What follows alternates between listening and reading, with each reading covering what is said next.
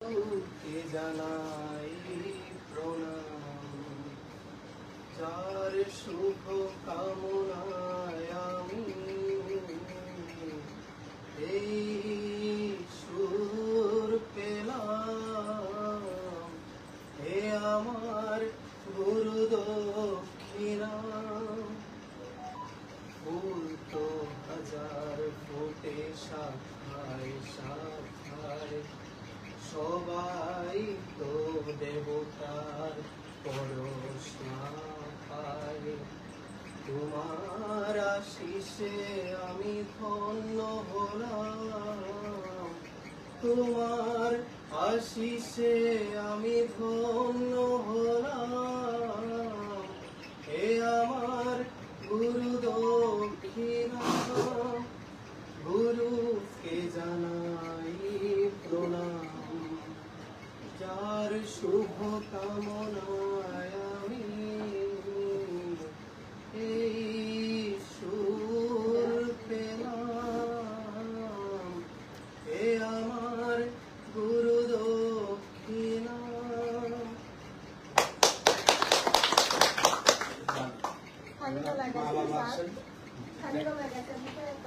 না না, এটা খালি যে শিল্পী খালি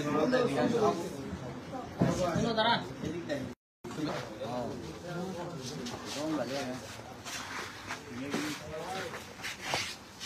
বাড়ি না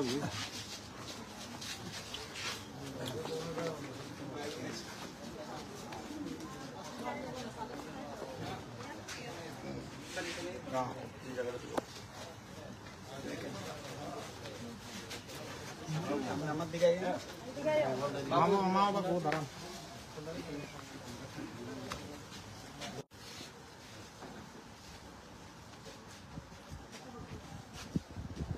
ফটো লিখছে এদের ফটো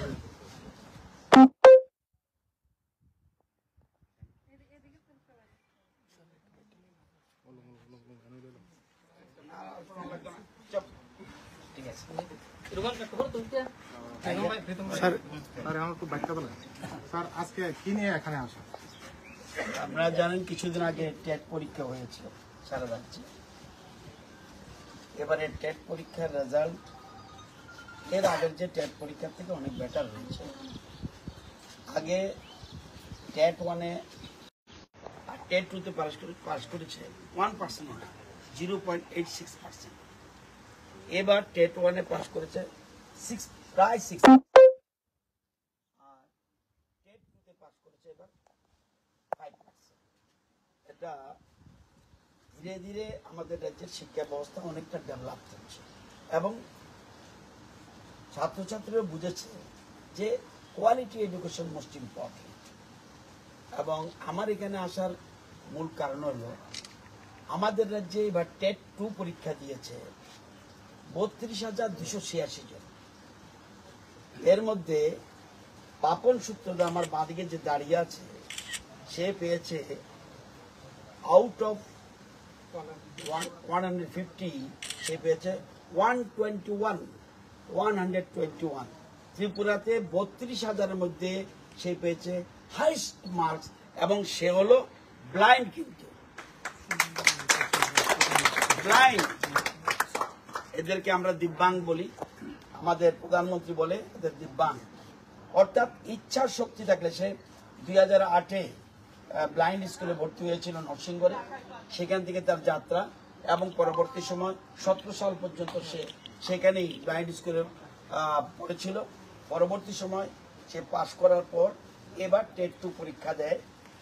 টেট 2 পরীক্ষা দেওয়ার পরে এবার যে রেজাল্ট বেরিয়েছে, সবচেয়ে বেশি মার্কস সে পেয়েছে, এবং সে ব্লাইন্ড হওয়া সত্ত্বেও তার ইচ্ছা শক্তি এত প্রবল। তার নাম পাপন সূত্রধর। সে সারা রাজ্যের মধ্যে 32,000 স্টুডেন্টের মধ্যে সে ফার্স্ট হয়েছে, 121 পেয়েছে, এবং এটা তার মার্কস হলো 80%। সাধারণত যারা SC, ST এবং বিশেষ করে ফিজিক্যাল হ্যান্ডিক্যাপ, তাদের জন্য 55% পারলে পাস, আর যারা আদার্স তাদের ক্ষেত্রে 60% পেলে পাস।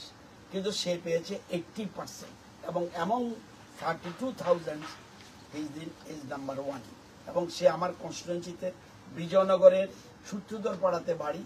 এই জন্য আমার আসতে 2 দিন দেরি হয়েছে। তো আজকে সকালবেলায় ভেবে নিয়েছি তার বাড়িতে আসবো এবং এখানে এসে তার সাথে কথা বলেছি, তাকে সম্বর্ধনা জানিয়েছি, তাকে অভিনন্দন জানিয়েছি এবং ওর মা বাবাকে যারা জন্ম দিয়েছে তাদেরকে অভিনন্দন জানিয়েছি, কারণ তারাও তাকে সহযোগিতা করেছে।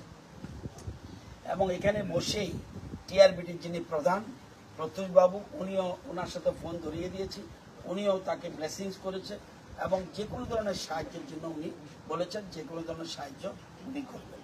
তো এখানে আসার এই কারণ যে, এবং আমরা চেষ্টা করব তারা আমাদের মোহনপুরে একটা বড় পরিসরে তাকে রেখে উপস্থিত রেখে তাকে একটা আমরা সম্বর্ধনা দেওয়ার আমরা চিন্তা ভাবনা করছি।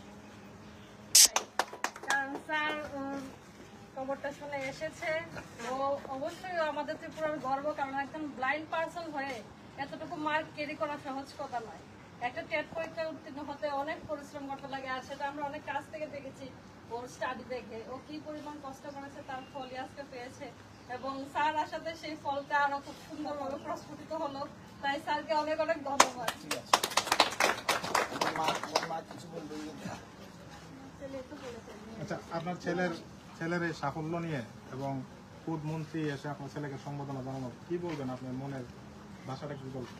খুশি, খুশি আর আমার না জানা খুবই ভালো লেগেছে তার সাথে। কিছু করবেন না? ঠিক আছে, সবাইকে অনেক অনেক নমস্কার। স্যার আপনাকে অনেক ধন্যবাদ।